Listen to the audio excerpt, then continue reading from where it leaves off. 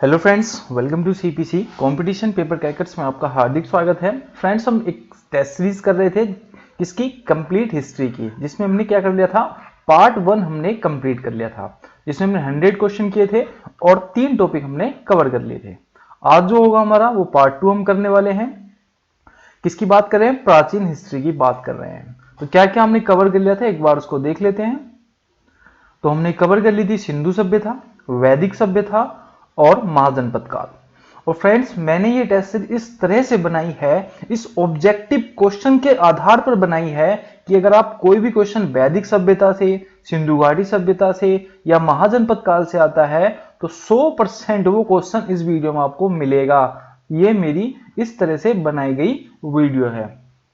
अगर आप इस चैनल पर नए हैं तो प्लीज हमारे चैनल को सब्सक्राइब जरूर कर लीजिए, क्योंकि ये चैनल आपके आने वाले एग्जाम में बहुत ज्यादा हेल्पफुल होने वाला है। और अगर वीडियो अच्छी लगती है तो इस वीडियो को लाइक जरूर करना और वीडियो को शेयर जरूर करना। तो आज का जो हमारा टॉपिक है वो क्या है, तो आज का हमारा टॉपिक है चैप्टर हम 3 का दूसरा पार्ट करेंगे, जिसमें हम क्या करेंगे, धार्मिक आंदोलन के बारे में जानेंगे। मतलब स्पेशली तौर पर क्या है, हम बौद्ध धर्म के बारे में जानेंगे, बौद्ध धर्म के और जैन धर्म के बारे में हम जानेंगे, जैन धर्म के बारे में जानेंगे। अगर इससे कोई क्वेश्चन आपको बौद्ध धर्म और जैन धर्म से मिलता है तो इस वीडियो में वो कवर हो जाएगा। तो बढ़ते हैं बिना टाइम वेस्ट किए सीधे क्वेश्चन पर। हमारा पहला क्वेश्चन है, तो हमारा पहला क्वेश्चन है, बौद्ध धर्म का जन्म कब हुआ। तो बौद्ध धर्म का जन्म कब हुआ, तो 563 ईस्वी को, 563 बीसी मतलब ईसा पूर्व को गौतम बुद्ध का जन्म हुआ था। अच्छा, गौतम बुद्ध का जन्म कहां हुआ था, तो कपिल वस्तु के निकट लुम्बिनी गांव में। कहां पर, लुम्बिनी गांव में किसका जन्म हुआ था, गौतम बुद्ध का जन्म हुआ था। अच्छा, एग्जाम में काफी बार पूछा गया कि गौतम बुद्ध की माता का नाम क्या था। तो गौतम बुद्ध की जो माता का नाम था वो था माया देवी। क्या नाम था, माया देवी था गौतम बुद्ध की माता का नाम। और गौतम बुद्ध के पिता का नाम था शुद्धोधन। क्या नाम था, शुद्धोधन किसके, गौतम बुद्ध के पिता का नाम था। तो अगर आपसे पूछा जाए कि कब हुआ, तो 563 ईसा पूर्व में गौतम बुद्ध का जन्म हुआ। कहां हुआ, कपिल वस्तु के निकट लुम्बिनी गांव में। और इनकी माता का नाम माया देवी था और इनके पिता का नाम क्या था, शुद्धोधन था। नेक्स्ट, इतना बस आपको याद रखना है। क्वेश्चन है कि गौतम बुद्ध का जन्म स्थान किसके द्वारा अंकित किया गया है। तो गौतम बुद्ध का जो जन्म स्थान है किसके द्वारा अंकित किया गया है, ये क्वेश्चन है हमारा। तो अशोक मौर्य के रुमिनदही स्तंभ से, मूर्ति से, पीपल वृक्ष से या बौद्ध मठ से। तो अशोक मौर्य के जो रुमिनदेही स्तंभ है उससे क्या पता चलता है, गौतम बुद्ध के जन्म स्थान के बारे में पता चलता है। मतलब जब इसके बारे में, इसकी गौतम बुद्ध का जन्म कहां हुआ, ये किससे पता चला, अशोक मौर्य के रुमिनदही स्तंभ से। अच्छा, अशोक के बारे में एक चीज याद रखनी है, अशोक किस वंश से थे, तो मौर्य वंश से संबंधित थे। ये बात भी पता चल रही है। नेक्स्ट हमारा तो क्वेश्चन है कि बुद्ध किस वंश से संबंधित थे। तो मौर्य, कुरु या शाक्य। तो गौतम बुद्ध जो थे, महात्मा बुद्ध जो थे, वो शाक्य वंश से संबंधित थे। किससे वंश से संबंधित थे, शाक्य वंश से संबंधित थे। इनका जन्म कब हुआ, 563 बीसी को इनका जन्म हुआ। इनकी माता का नाम माया देवी था। अच्छा, इनके पिता का नाम क्या था, शुद्धोधन था। और इनका गांव कहां जन्म हुआ था, तो कपिल वस्तु के निकट लुम्बिनी गांव में इनका जन्म हुआ था। नेक्स्ट, तो क्वेश्चन है कि गौतम बुद्ध का बुद्ध का अर्थ क्या है। तो बुद्ध का अर्थ क्या है, मतलब ज्ञान प्राप्ति बुद्ध का अर्थ है। मतलब 6 साल इन्होंने तपस्या की। 35 वर्ष की आयु में बैसाख पूर्णिमा की रात में एक पीपल के वृक्ष में बैठे हुए ने क्या हुई थी, ज्ञान प्राप्ति की हुई थी। कब, 35 साल की आयु में। तो बुद्ध का अर्थ क्या है, ज्ञान प्राप्ति। क्या अर्थ है, बुद्ध का अर्थ ज्ञान प्राप्ति है। अच्छा, गौतम बुद्ध के बचपन का नाम क्या था, तो सिद्धार्थ इनके बचपन के नाम था। ये भी याद रखनी है आपको। नेक्स्ट हमारा, तो बुद्ध ने अपना प्रथम प्रवचन कहां दिया। तो गौतम बुद्ध ने जब इनको ज्ञान की प्राप्ति होगी पीपल के वृक्ष के नीचे, जिसको क्या बोलते हैं बोधि वृक्ष कहा जाता है, इन्होंने एक प्रवचन दिया। कहां दिया था? वो सारनाथ में दिया था। सारनाथ या ऋषिपत्तनम में वो उपदेश दिया था। किस भाषा में दिया था? वो पाली भाषा में दिया था। या आप याद सकते हैं कि गौतम बुद्ध ने जितने या अपने प्रवचन या उपदेश दिए हैं वो किस भाषा में दिए हैं? तो पाली भाषा में दिए हैं। अच्छा, इस उपदेश को क्या बोला गया? इस उपदेश को बोला गया, इस उपदेश को धर्म चक्र परिवर्तन, धर्म चक्र प्रवर्तन, क्या बोला गया? धर्म चक्र प्रवर्तन। तो अगर आपसे पूछा जाए कि गौतम बुद्ध ने प्रथम प्रवचन कहां दिया? सारनाथ में दिया, ऋषिपत्तनम में दिया, और इस प्रवचन को क्या बोला गया? तो धर्म चक्र प्रवर्तन बोला गया। और गौतम बुद्ध ने जो प्रथम प्रवचन दिया था वो किस भाषा में दिया था? तो आपको याद रखना है पाली भाषा में दिया था। नेक्स्ट हमारा तो क्वेश्चन है हमारा कि प्रथम बौद्ध परिषद कहां आयोजित की गई? तो प्रथम बौद्ध परिषद आयोजित कहां की गई? तो ये की गई आपकी राजगृह में। किसके कहां की गई? राजगृह में की गई।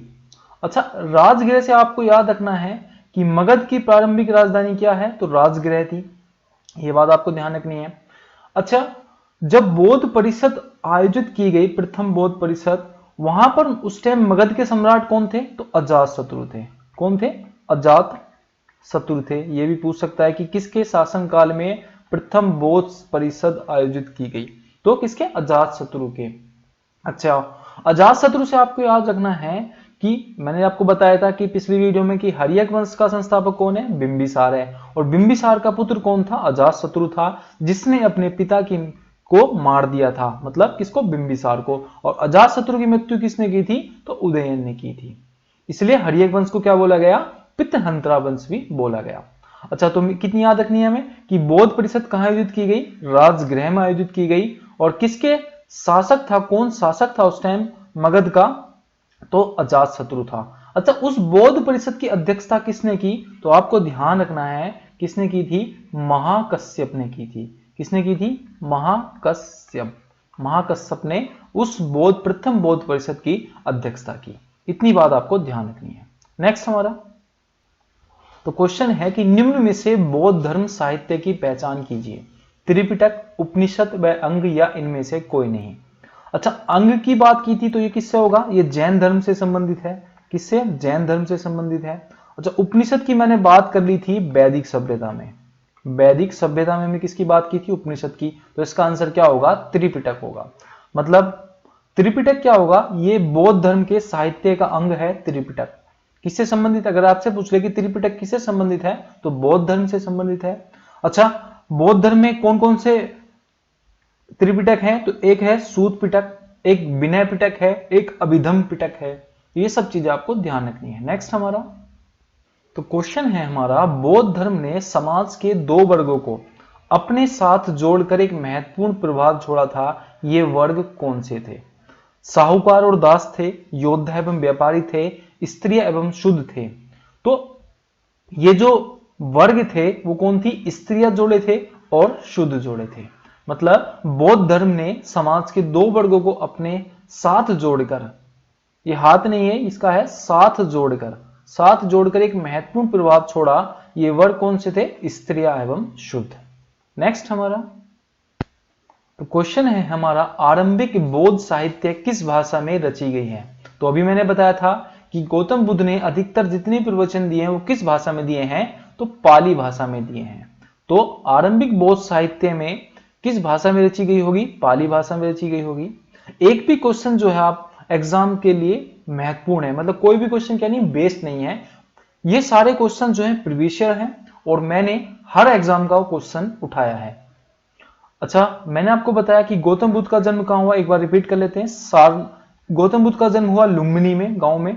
563 बीसी में इनका जन्म हुआ था। इनकी माता का नाम माया देवी था और पिता का नाम शुद्धोधन था।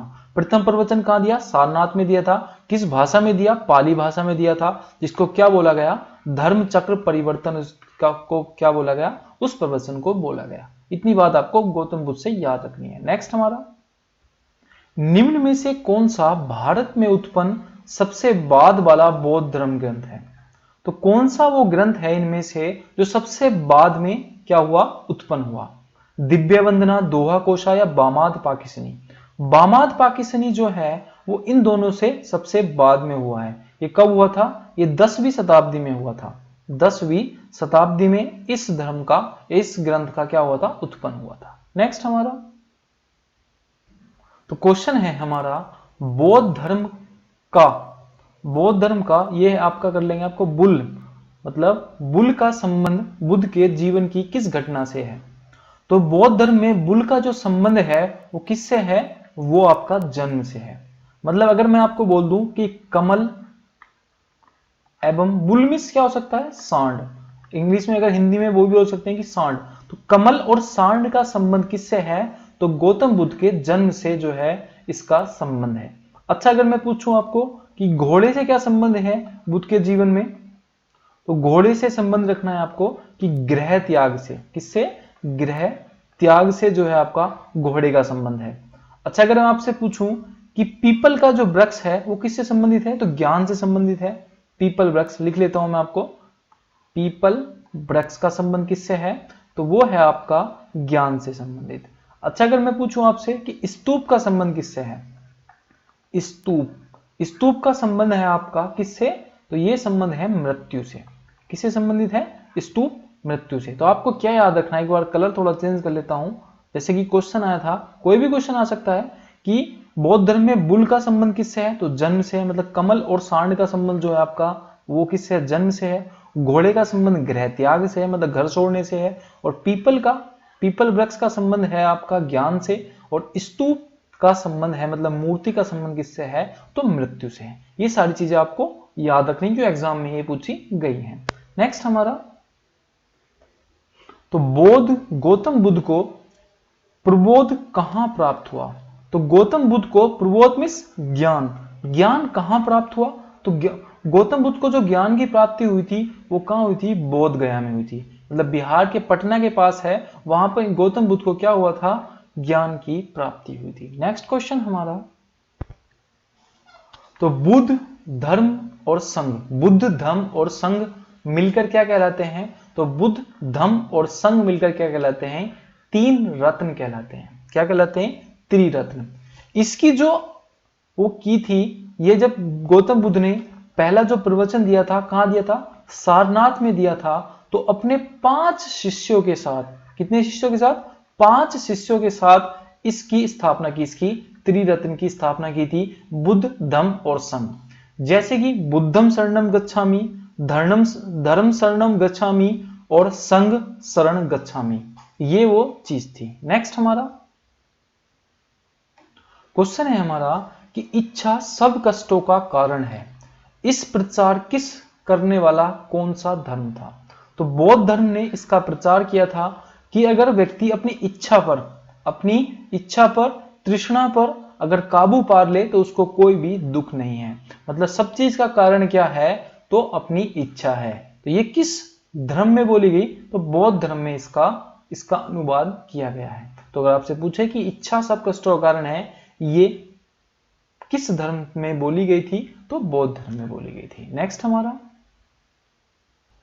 तो बौद्धों ने एक पवित्र अवशेषों पर निर्मित गुंबदकार छत वाली अर्धगोलाकार संरचना को क्या कहते हैं? तो उस संरचना को कहते हैं स्तूप। मतलब बौद्धों ने पवित्र अवशेषों पर निर्मित गुंबदकार छत वाली अर्धगोलाकार संरचना को स्तूप कहते हैं। क्या कहते हैं? स्तूप कहते हैं, मतलब मूर्ति कहते हैं। नेक्स्ट हमारा तो क्वेश्चन है हमारा गौतम बुद्ध की मृत्यु किस वर्ष हुई? तो गौतम बुद्ध की मृत्यु हुई थी, आपको बताना है 483 बीसा पूर्व, 563 बीसी या 453 बीसी, या इनमें से कोई नहीं। तो गौतम बुद्ध की जो मृत्यु हुई थी वो कब हुई थी? वो हुई थी आपकी 483 ईसा पूर्व को। कब हुई? गौतम बुद्ध की मृत्यु हुई 483 ईसा पूर्व को। कहां हुई? कुशीनगर में हुई। कहां पर हुई? कुशीनगर में इनकी मृत्यु हुई। कुशीनगर में इनकी मृत्यु हुई। अच्छा, इनकी मृत्यु को बौद्ध ग्रंथों में क्या बोलते हैं? तो इनकी मृत्यु को बौद्ध ग्रंथों में निर्माण, मतलब बौद्ध धर्म ग्रंथों में गौतम बुद्ध की मृत्यु को महापरिनिर्वाण कहते हैं। अगर आपसे पूछ ले कि गौतम बुद्ध की मृत्यु को क्या बोलते हैं, तो महान परिनिर्वाण बोलते हैं। गौतम बुद्ध की मृत्यु कहां हुई, तो कुशीनगर में हुई। और कब हुई, 483 ईसा पूर्व को हुई है। अच्छा, एक बार कलर चेंज कर लेता हूं, एक चीज और बतानी है आपको। अच्छा, मैंने आपको बताया था कि गौतम बुद्ध का जन्म कब हुआ, तो गौतम बुद्ध का जन्म हुआ आपका 563 बीसी में।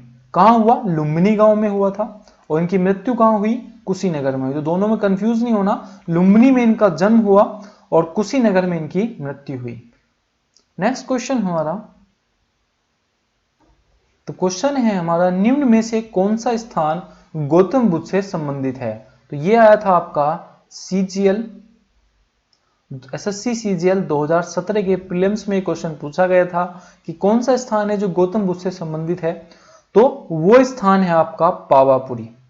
कौन सा स्थान है जो गौतम बुद्ध से संबंधित नहीं है, वो पावापुरी है। क्योंकि सारनाथ में क्या दिया इन्होंने, प्रथम प्रवचन दिया था अपना।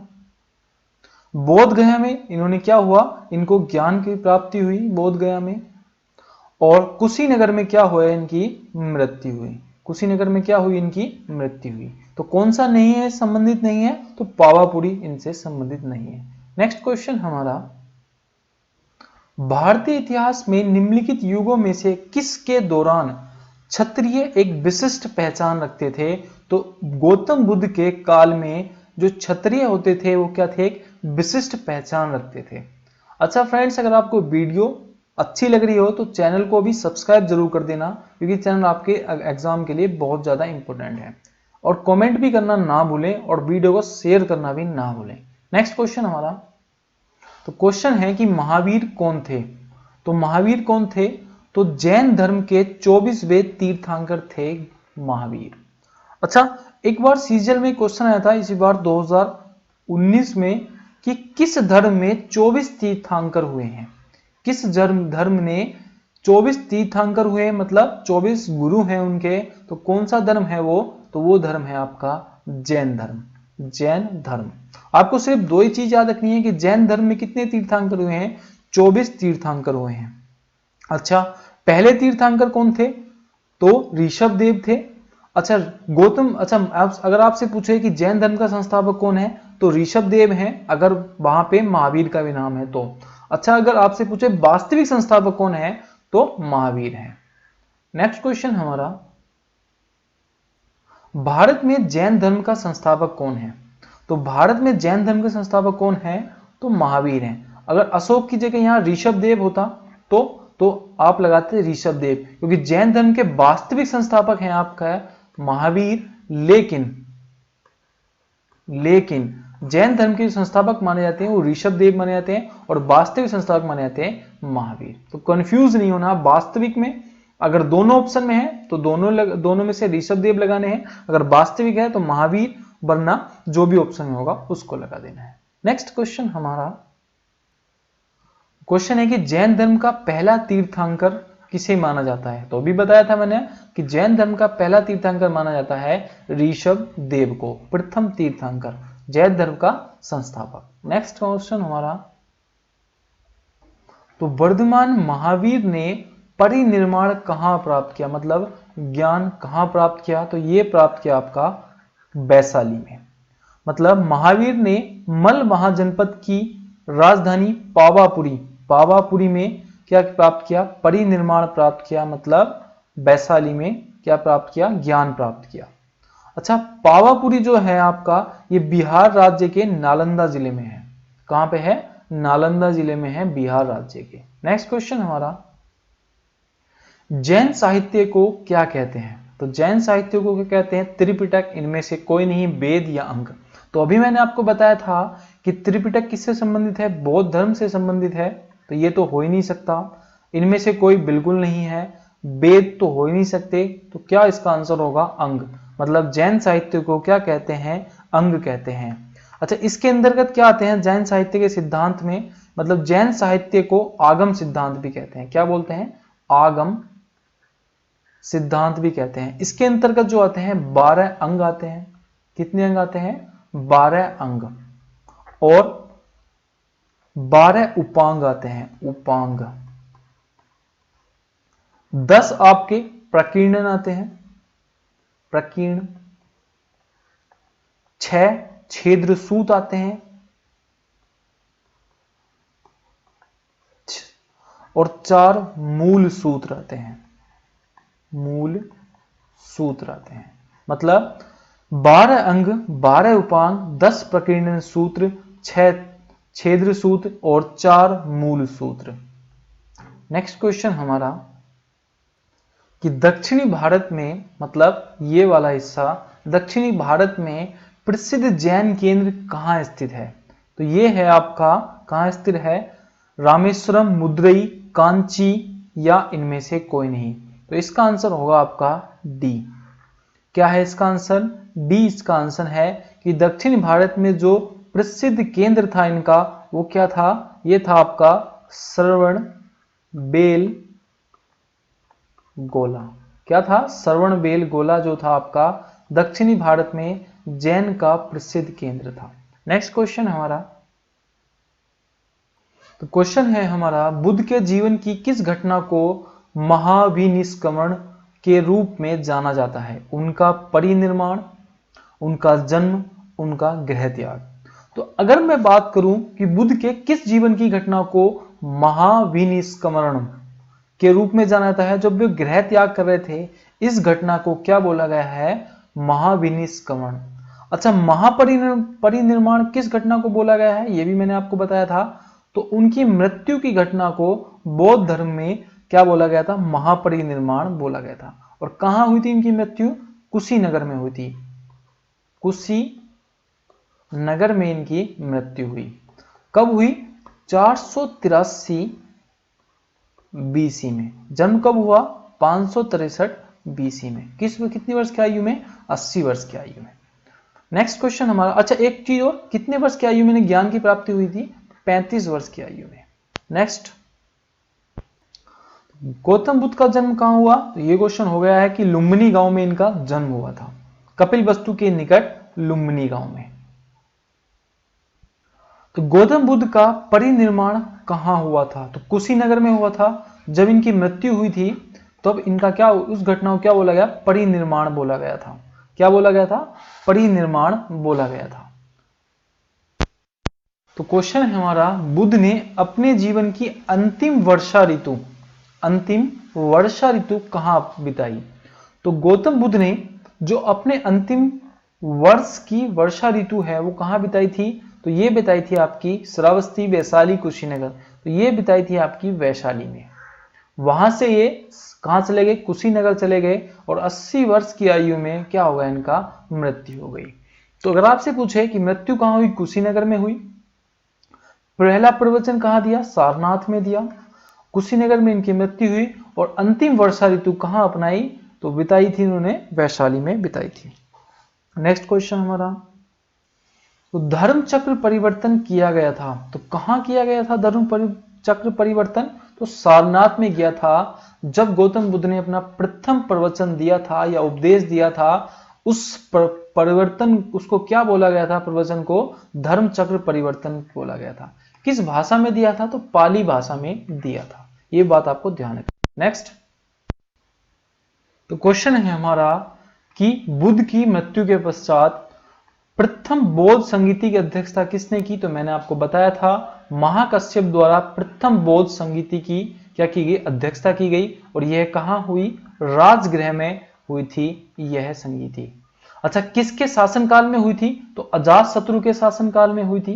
अच्छा, एक क्वेश्चन और एग्जाम में पूछा गया है कि बुद्ध ने सर्वाधिक उपदेश कहां दिए हैं? तो बुद्ध ने जो सर्वाधिक उपदेश दिए हैं वो कहां दिए हैं? आपका श्रावस्ती में दिए हैं। कहां दिए हैं? श्रावस्ती में बुद्ध ने अपने सर्वाधिक उपदेश दिए हैं।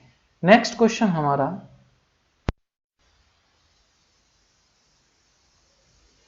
तो क्वेश्चन है हमारा कि किसके शासनकाल में चतुर्थ बौद्ध संगीति का आयोजन किया गया? तो चौथी जो बौद्ध संगीति थी ये आयोजन किया गया कनिष्क के शासनकाल में। कहां किया गया था? कश्मीर में इस संगीति का आयोजन किया गया था, चतुर्थ बौद्ध संगीति का। वैसे तो मैं आपको वीडियो के अंत में जो भी छोटे मोटे पॉइंट बच गए हैं वो सारे डिस्कस कर लेंगे कि कौन कौन सी बोध संगीति कहाँ हुई है, किसकी शासनकाल में हुई है, वो सारी चीजें डिस्कस कर लेंगे। नेक्स्ट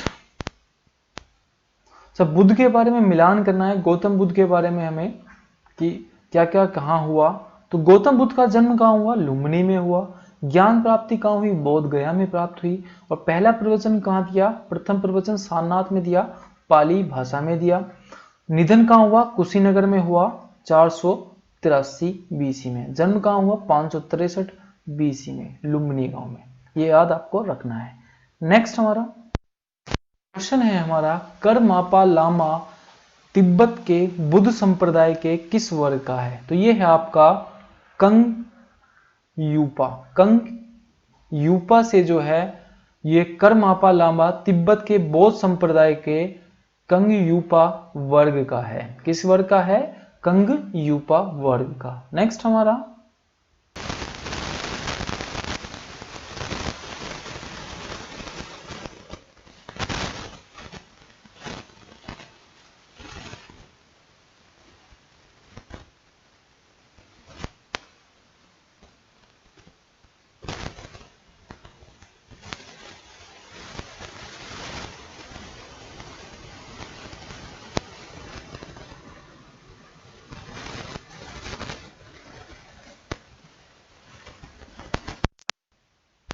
क्वेश्चन है कि निम्नलिखित में से कौन सा बौद्ध पवित्र स्थल निरंजना नदी पर स्थित है?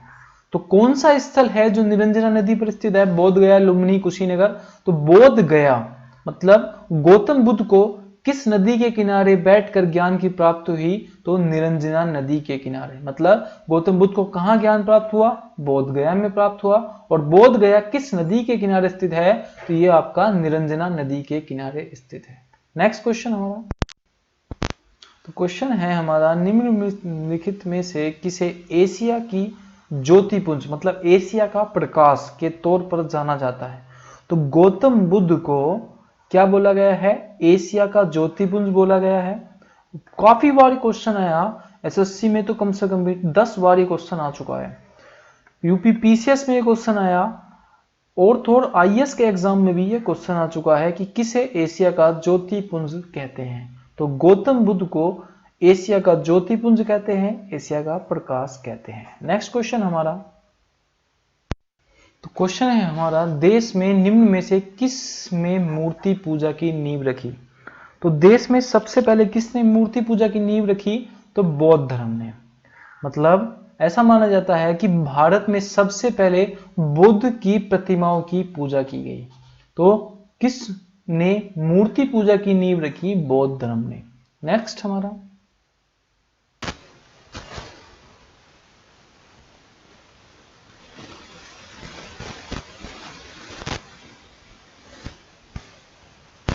में बनाई गई है। किसके काल में बनाई गई है? कुषाण काल में। नेक्स्ट हमारा क्वेश्चन है हमारा, बुद्ध शिक्षा का केंद्र क्या है? तो विक्रमशिला, गिरनाथ, वाराणसी, उज्जैन। तो इस टाइम पर जो बौद्धों की शिक्षा का जो केंद्र है वो कहां है? विक्रमशिला है। कहां है? विक्रमशिला है। और प्राचीन काल में क्या था? एक तो था नालंदा। नालंदा क्या था? ये बौद्ध की शिक्षाओं का केंद्र था, नंबर 1। दूसरा था आपका बल्लभी। बल्लभी जनपद भी क्या था? यहां भी बौद्ध धर्म की शिक्षा दी जाती थी। और तीसरा था आपका विक्रमशिला। किसका था? विक्रमशिला। तो पहला प्राचीन, इस टाइम तो विक्रमशिला है, और पहले नालंदा, बल्लभी और विक्रमशिला था। नेक्स्ट क्वेश्चन, तो क्वेश्चन है हमारा, नालंदा विश्वविद्यालय के संस्थापक या संस्थापन का युग क्या है? तो नालंदा विश्वविद्यालय की जो स्थापना हुई थी वो किस युग में हुई थी? ये पूछा गया है, किस युग में हुई थी?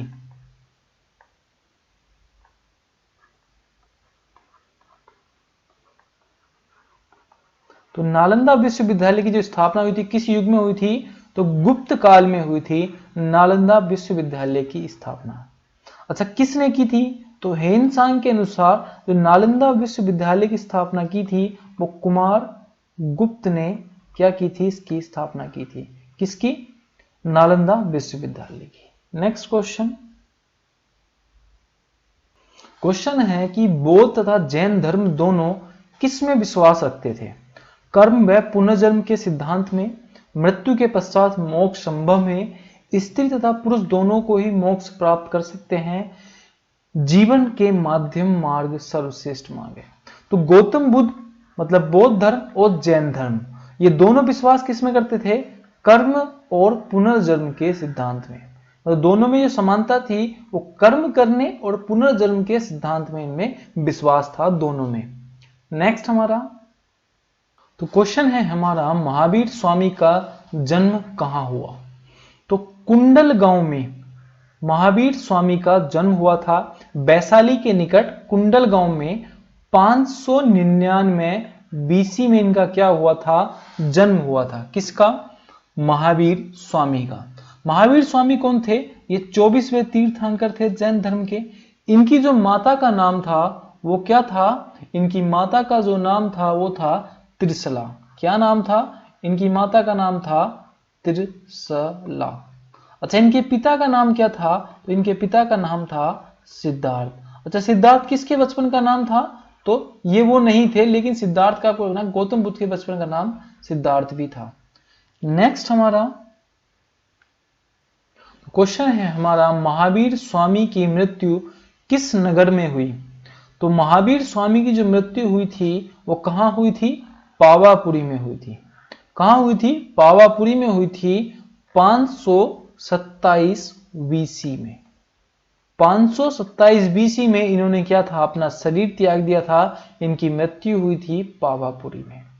कहां हुई थी? पावापुरी में इनकी मृत्यु हुई थी 72 वर्ष की आयु में। अच्छा, इनका जन्म कब हुआ? 599 बीसी में। कहां हुआ था? कुंडल गांव में। कुंडल गांव में इनका जन्म हुआ था। यह बात आपको ध्यान रखनी है। नेक्स्ट हमारा, जैन धर्म के तीर्थंकरों के क्रम में सबसे अंतिम कौन था? तो जैन धर्म के तीर्थंकरों के क्रम में अंतिम कौन था? तो महावीर थे। कौन थे? महावीर स्वामी जो थे वो थे जैन धर्म के तीर्थंकरों में सबसे अंतिम, मतलब लास्ट। और प्रथम कौन था आपका? तो प्रथम थे ऋषभदेव। अच्छा, अगर आपसे पूछा जाए कि महावीर स्वामी के प्रतीक चिन्ह क्या था? तो इनका प्रतीक चिन्ह था आपका सिंह। क्या था महावीर स्वामी का प्रतीक चिन्ह? सिंह था। और ऋषभदेव का प्रतीक चिन्ह क्या था? बैल था। बाकी प्रतीक चिन्ह मैं आपको लिखवा दूंगा वीडियो के एंड में, जो भी आपके एग्जाम के पॉइंट ऑफ व्यू से महत्वपूर्ण है। नेक्स्ट हमारा तो क्वेश्चन है हमारा, अनुव्रत। ये अनु नहीं है, अणुव्रत है। अणुव्रत सिद्धांत का प्रतिपादन कहां से लिया गया है? तो कहां से लिया गया है? तो अणुव्रत सिद्धांत का जो प्रतिपादन है कहां से लिया गया है? जैन धर्म से लिया गया है। कहां से लिया गया है? अणुव्रत का सिद्धांत का प्रतिपादन जैन धर्म से लिया गया है। अब जैन धर्म के 5 महाव्रत सिद्धांत थे। एक था अहिंसा। क्या था? अहिंसा था। अहिंसा, सत्य, ब्रह्मचर्य,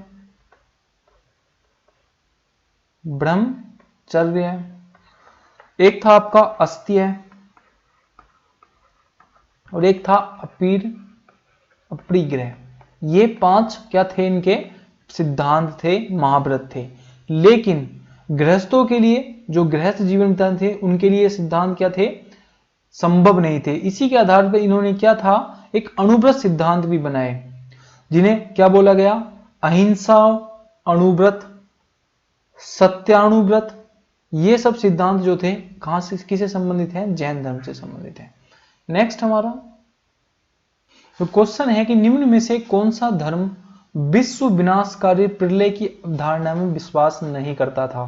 तो जैन धर्म जो था वो विश्व विनाशकारी प्रलय की अवधारणा में विश्वास नहीं करता था। कौन नहीं करता था? जैन धर्म था, क्योंकि ईश्वर को नहीं मानते थे और ये इनका ये मानना था कि कोई भी प्रलय नहीं आती है। तो किससे संबंधित है? विश्व विनाशकारी प्रलय की अवधारणा विश्वास नहीं रखते थे, तो वो थे जैन धर्म। नेक्स्ट क्वेश्चन हमारा, तो क्वेश्चन क्या है हमारा कि जैन धर्म का आधारभूत बिंदु क्या है?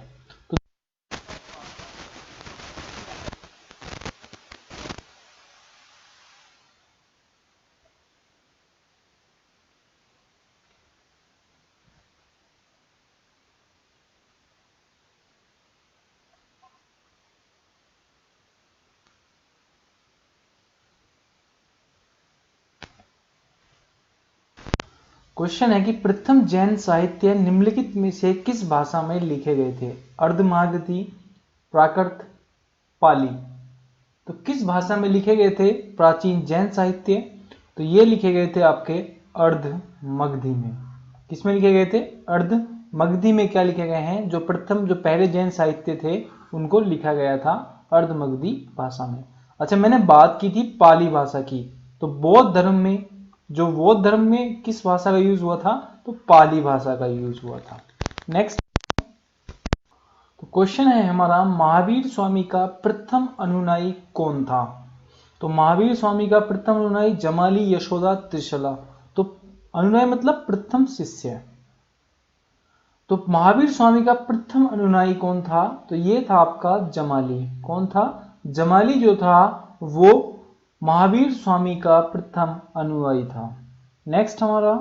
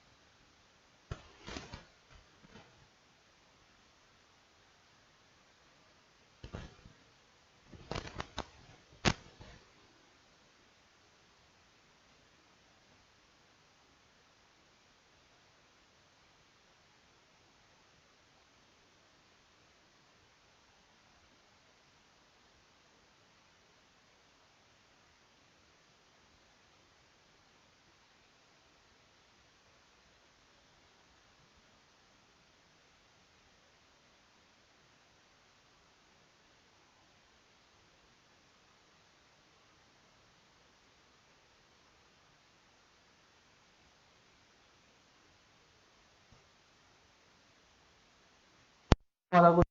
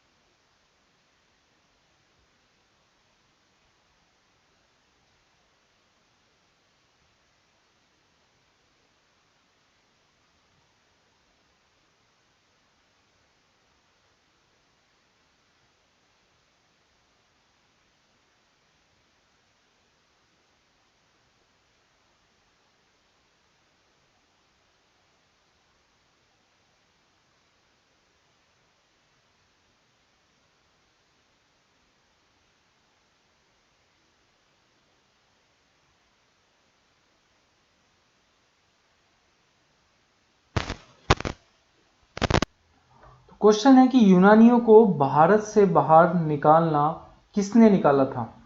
चंद्रगुप्त मौर्य, चंद्रगुप्त विक्रमादित्य, अशोक व बिंदुसार। तो यूनानियों को भारत से बाहर निकालने का जो श्रेय दिया जाता है वो किसको दिया जाता है? चंद्रगुप्त मौर्य को दिया जाता है। अच्छा, क्यों दिया जाता है? क्योंकि यूनानियों के बीच 305 ईस्वी में 305 ईसा पूर्व में क्या हुआ था? 305 ईसा पूर्व में चंद्रगुप्त मौर्य और सेल्यूकस के बीच में युद्ध हुआ। और क्या हुआ? उसके युद्ध के उपरांत क्या हुई? संधि हो गई। संधि में जो सेल्यूकस ना, उसने अपनी पुत्री का विवाह क्या कर दिया? चंद्रगुप्त मौर्य से कर दिया, जिसकी वजह से क्या हुआ? माना जाता है कि यूनानियों को भारत से बाहर निकालने का जो श्रेय दिया जाता है वो चंद्रगुप्त मौर्य को दिया जाता है। नेक्स्ट हमारा तो क्वेश्चन है कि चंद्रगुप्त मौर्य ने अपने अंतिम दिन कहां गुजारे? तो चंद्रगुप्त मौर्य ने जो अपने अंतिम दिन गुजारे थे, जैन लेखकों का मानना है कि उन्होंने अपने जो अंतिम दिन गुजारे थे कहां गुजारे थे? श्रवणबेलगोला में गुजारे थे। श्रवणबेलगोला में चंद्रगुप्त मौर्य ने अपने पुत्र इसको बिंदुसार को गद्दी सौंपकर, और उन्होंने वे कहां चले गए थे? वो चले गए थे श्रवणबेलगोला। इन्होंने क्या किया था? यहां पर इन्होंने अपने अंतिम दिन गुजारे थे। ये जैन धर्म के अनुयायी हो गए थे। कौन? चंद्रगुप्त मौर्य। अच्छा, इनके जो जैन धर्म में इसे क्या कहा गया? तो इसे कहा गया आपका सल्लेखना। क्या कहा गया इसको? सल्लेखना कहा गया इस घटना को। नेक्स्ट हमारा क्वेश्चन है हमारा, चंद्रगुप्त मौर्य का पुत्र कौन था? तो चंद्रगुप्त मौर्य का जो पुत्र का नाम मैंने भी बताया था, क्या नाम था? बिंदुसार था। नेक्स्ट हमारा बिंदुसार के शासनकाल में अशांति कहां थी? तो तक्षशिला में क्या थी? अशांति थी। बिंदुसार ने के शासनकाल में कहां शांति थी? तक्षशिला में। बिंदुसार ने अशोक को वहां पर भेजा, अशोक को कहां भेजा? तक्षशिला में भेजा, और वहां की जनता में एक तो क्या हुई? शांति हुई, और वहां की जनता जो है बिंदुसार से क्या करने लगी? प्रेम भी करने लगी। नेक्स्ट हमारा क्वेश्चन है कि अशोक की प्रशासनिक नीति में भारी परिवर्तन किस घटना से आया? तीसरी बौद्ध परिषद से, कलिंग युद्ध से, बौद्ध धर्म को अपनाने से, या इनमें से कोई नहीं? तो अशोक की जो प्रशासनिक नीति में जो भारी परिवर्तन आया था वो किससे आया था? कलिंग युद्ध से आया था। किससे आया? कलिंग युद्ध से अशोक की प्रशासनिक नीति में परिवर्तन आया। क्यों आया? जब उसने कलिंग युद्ध का रिजल्ट देखा कि कितने लोग मारे गए, तब उसकी नीति में परिवर्तन आया कि ये व्यर्थ में जो है उसने इतने लोगों की हत्या कर दी। कलिंग युद्ध कब हुआ? कलिंग युद्ध हुआ था 261 ईसा पूर्व को। अगर पूछा जाए, एग्जाम में पूछा भी गया है कि कलिंग युद्ध कब हुआ, तो 261 बीसी में हुआ था, मतलब ईसा पूर्व में हुआ था। अच्छा, अशोक को एक चीज और याद रखनी है आपको कि अशोक का एक नाम और था। इसको क्या बोलते थे? इसको किस नाम से बुलाया जाता था? इसको बुलाया जाता था देवनाम, देवनाम प्रियदर्शी। अगर मैं आपसे पूछूं कि किस राजा को देवनाम प्रियदर्शी के नाम से बुलाया जाता था, तो वो महाराज अशोक थे। अच्छा, मैंने आपको बताया चंद्रगुप्त मौर्य का पुत्र कौन था? बिंदुसार था, और बिंदुसार का पुत्र कौन था? अशोक था। नेक्स्ट हमारा तो क्वेश्चन है, निम्नलिखित में से वह व्यक्ति कौन है जिसका नाम देवनाम प्रियदर्शी था? तो अभी बताया महाराजा अशोक का नाम देवनाम प्रियदर्शी था। नेक्स्ट हमारा तो निम्नलिखित में से किसकी जानकारी अशोक के शिलालेखों पर मिलती है? जीवन व्रत की, विदेश नीति की, आंतरिक नीति की? तो सारे विकल्प सही हैं कि अशोक के शिलालेखों पर किसकी जानकारी मिलती है? तो ये जीवन व्रत की, विदेश नीति की, आंतरिक नीति की, सभी की जानकारी अशोक के शिलालेखों पर मिलती है। अच्छा, शिलालेखों का जनक किसे कहा जाता है? तो अशोक को कहा जाता है। अशोक ने एक युद्ध लड़ा था जिसका नाम था कलिंग युद्ध। वो कब लड़ा? 261 बीसी में लड़ा, ये बात ही मैंने बताई। और अशोक को क्या बोलते हैं? देवनाम प्रियदर्शी भी बोलते हैं, प्रियदर्शी भी बोला जाता है। किसको? अशोक को। ये बात भी मैंने आपको बताई। तो दोनों चीजें आपको याद रखनी है। नेक्स्ट हमारा अशोक पर कलिंग युद्ध, मतलब कलिंग युद्ध का प्रभाव कहां दिखाई देता है? स्तंभों पर उत्कीर्ण राज्य देश पर, शिलालेख पर उत्कीर्ण 13वां राज्य देश, खुदाई, या इनमें से कोई नहीं?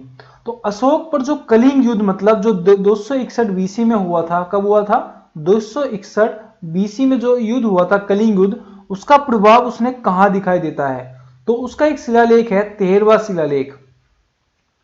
13वां शिलालेख है, उस पर उस चीज का उसने अपनी जो भावनाएं थी वो व्यक्त की थी, उस पर क्या दिखाई देता है? उसका प्रभाव दिखाई देता है।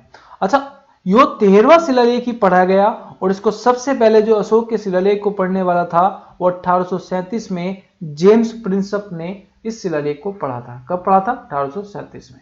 नेक्स्ट हमारा क्वेश्चन है कि चंद्रगुप्त मौर्य के दरबार में भेजा गया यूनानी राजदूत था मेगास्थनीज। कौन था? मेगास्थनीज था। अच्छा, थोड़ी बात मेगास्थनीज के बारे में भी जान लेते हैं, इससे भी क्वेश्चन बन जाते हैं। तो मेगास्थनीज जो था वो सेल्यूकस निकेटर का क्या था? राजदूत था। किसका राजदूत था? तो सेल्यूकस निकेटर का राजदूत था, और चंद्रगुप्त मौर्य के दरबार में भेजा था। भेजा किसने था? सेल्यूकस निकेटर ने। और आया कौन था? मेगास्थनीज था। मतलब मेगास्थनीज किसका राजदूत था? सेल्यूकस निकेटर का। अच्छा, मेगास्थनीज से आपको एक चीज और ध्यान रखनी है कि एक क्वेश्चन बन जाता है कि इंडिका किसने लिखी है? इंडिका किसने लिखी है? तो आपको ध्यान रखना है, एक बार थोड़ा कलर चेंज कर लेता हूं मैं। तो जो इंडिका लिखी है वो किसने लिखी है? तो इंडिका लिखी है आपकी मेगास्थनीज ने। किसने लिखी है? मतलब इंडिका लिखी है आपकी मेगास्थनीज ने। नेक्स्ट क्वेश्चन हमारा क्वेश्चन है हमारा, यही क्वेश्चन है कि इंडिका किसने लिखी है, तो आपको ध्यान रखना है मेगास्थनीज ने लिखी है इंडिका। नेक्स्ट, तो क्वेश्चन है हमारा कि मौर्य दरबार में ग्रीस के राजदूत का क्या नाम था। तो मौर्य दरबार में जो ग्रीस के राजदूत का नाम था, तो मैंने अभी बात भी बताई थी आपको, तो ये था आपका मेगास्थनीज। कौन था? मेगास्थनीज था जो मौर्य दरबार में आया था। नेक्स्ट, अशोक ने किस बौद्ध साधु से प्रभावित होकर बौद्ध धर्म अपनाया था? विष्णुगुप्त, चंद्रगुप्त, ब्रह्मगुप्त या उपगुप्त? तो अशोक ने उपगुप्त से प्रभावित होकर बौद्ध धर्म को अपनाया था। किस धर्म को अपनाया था? बौद्ध धर्म को अपनाया था। चंद्रगुप्त मौर्य ने किस धर्म को अपनाया था? तो जैन धर्म को अपनाया था। यह बात आपको ध्यान रखनी है। चंद्रगुप्त मौर्य, इसके पुत्र का नाम था बिंदुसार, और बिंदुसार के जो पुत्र का नाम था आपका, वो था अशोक। नेक्स्ट हमारा, तो क्वेश्चन है कि चंद्रगुप्त मौर्य का प्रसिद्ध गुरु चाणक्य निम्नलिखित में से किस विद्या केंद्र से संबंधित था? तो चंद्रगुप्त मौर्य का जो गुरु थे वो कौन थे? चाणक्य थे। चाणक्य किस विद्या केंद्र से संबंधित थे? तक्षशिला, नालंदा, विक्रमशिला और वैशाली। तो ये थे आपके तक्षशिला से संबंधित थे। अच्छा, एक क्वेश्चन और आता है जो सीजीएल 2018 में पूछा गया था तक्षशिला से, कि तक्षशिला विश्वविद्यालय जो है वो किन नदियों के बीच है? तो सिंधु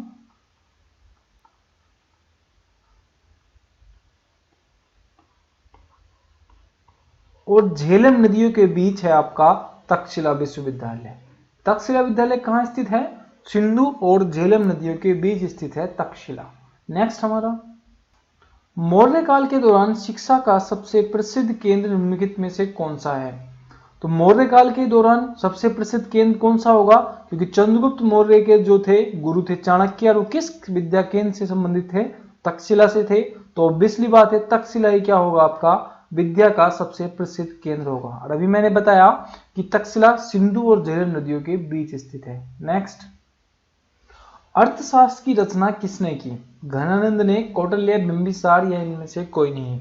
तो अर्थशास्त्र की रचना की थी कौटिल्य ने। और कौटिल्य से आपको याद रखना है कि चाणक्य के बचपन का नाम क्या था आपका? कौटिल्य ही था। क्या था? चाणक्य के बचपन का नाम कौटिल्य था। नेक्स्ट हमारा, अशोक के किस शिलालेख किस लिपि में खुदे हुए हैं? तो अशोक के जो शिलालेख हैं वो किस लिपि में खुदे हुए हैं? ब्राह्मणी लिपि में खुदे हुए हैं। अशोक के जो शिलालेख है वो किस लिपि में खुदे हुए हैं? ब्राह्मणी लिपि में खुदे हुए हैं। नेक्स्ट हमारा, निम्नलिखित में से किसने और कब पहली बार अशोक के शिलालेख को पढ़ा था? तो 1837 में जेम्स प्रिंसप ने 1837 में जेम्स प्रिंसप ने अशोक के शिलालेखों को पढ़ा था। किसने किया था सबसे पहले? 1837 में जेम्स प्रिंसप ने। ये क्वेश्चन जो आया है ये सीजीएल 2016 में ये क्वेश्चन पूछा गया, एसएससी ने क्वेश्चन पूछा, यूपी पीसीएस ने क्वेश्चन पूछा, आईएएस वाले ने ये क्वेश्चन पूछा, डिफेंस एग्जाम में ये क्वेश्चन पूछा गया। तो ये क्वेश्चन कितना महत्वपूर्ण होगा आप खुद सोच लीजिए कि किसने सबसे पहली बार अशोक के शिलालेखों को पढ़ा? तो 1837 में जेम्स प्रिंसप ने। नेक्स्ट हमारा, किस प्रसिद्ध शासक को शिलालेखों का जनक कहा जाता है? तो किसको कहा जाता है प्रसिद्ध शासक को? अशोक को। अशोक को क्या कहा जाता है? शिलालेखों का जनक भी कहते हैं। अच्छा, किस शासक को देवनाम प्रियदर्शी के नाम से जाना जाता है? तो सम्राट अशोक को। नेक्स्ट हमारा क्वेश्चन है कि मौर्य वंश के शासन के दौरान स्थानीय कौन था? तो वो कौन था? जिला प्रशासन, ग्राम प्रशासक, प्रांतीय प्रशासक और नगर प्रशासक। तो ये प्रशासक है। तो अगर पूछूं मैं आपसे कि मौर्य वंश के शासन के दौरान स्थानीय कौन था? तो ये था आपका जिला प्रशासक। मेगास्थनीज ने अपनी पुस्तक जो है उसके इंडिका, उसमें इसका वर्णन किया है, और उसके अनुसार जो जिले का जो अधिकारी होता था उसको क्या बोलते थे? उसको बोलते थे एग्रोनोमोई, एग्रोनोमोई उसको बोलते थे, जो जिले का प्रशासक होता था। नेक्स्ट हमारा, मौर्य वंश का अंतिम शासक कौन था? तो मौर्य वंश का अंतिम शासक कौन था? तो आपको ध्यान रखना है, तो मौर्य वंश का अंतिम शासक था आपका बृहद्रथ।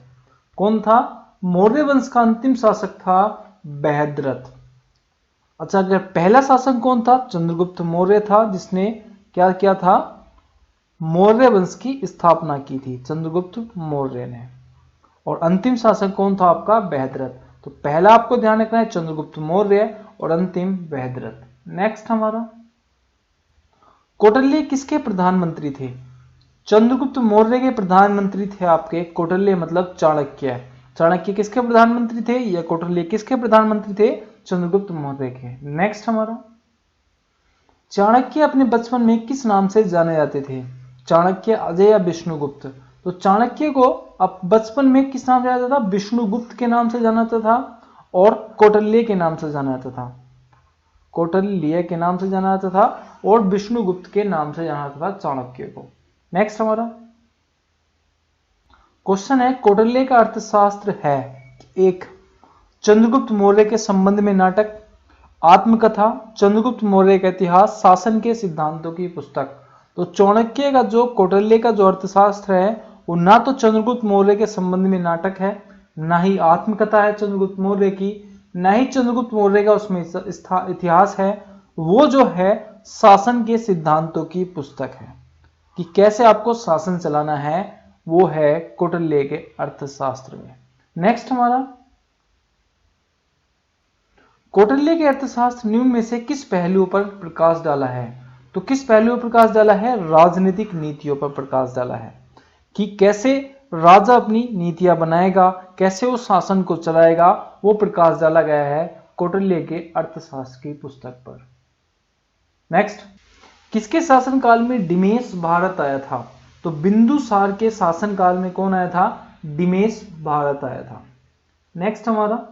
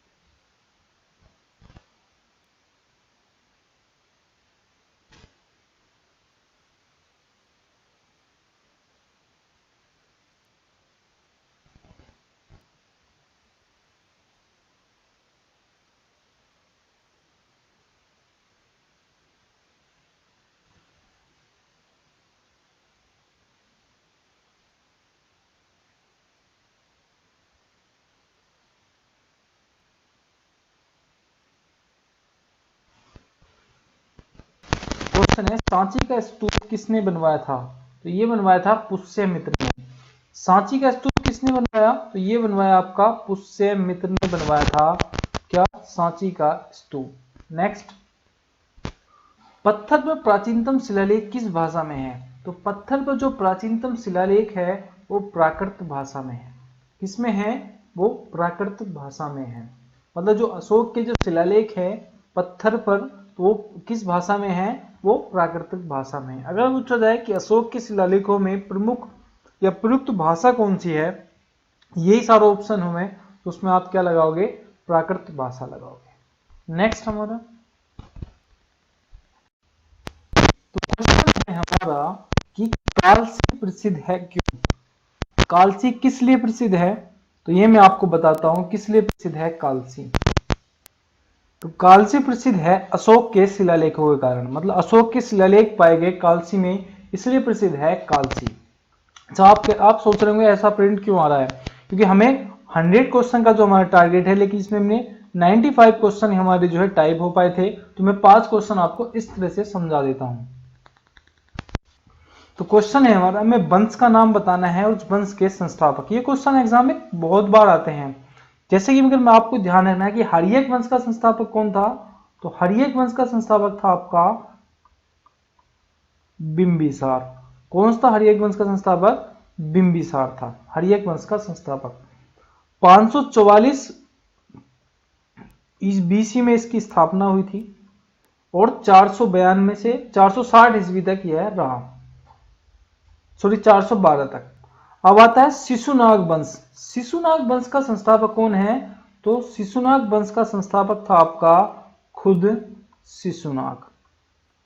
शिशुनाग वंश का संस्थापक कौन है? तो शिशुनाग है। एग्जाम में क्वेश्चन काफी बार आए हैं। और नंद वंश का संस्थापक कौन है आपका? तो नंद वंश का संस्थापक आपको ध्यान रखना है महापद्म नंद। मतलब हर्यक वंश का संस्थापक बिंबिसार, शिशुनाग वंश का संस्थापक शिशुनाग और नंद वंश का संस्थापक कौन है? महापद्म नंद है। नेक्स्ट हमारा तो क्वेश्चन है हमारा, जो तीर्थंकर हैं जैन धर्म के, उनके क्या क्या प्रतीक चिन्ह हैं? जो एग्जाम में है तीर्थंकर वो डिस्कस कर लेते हैं।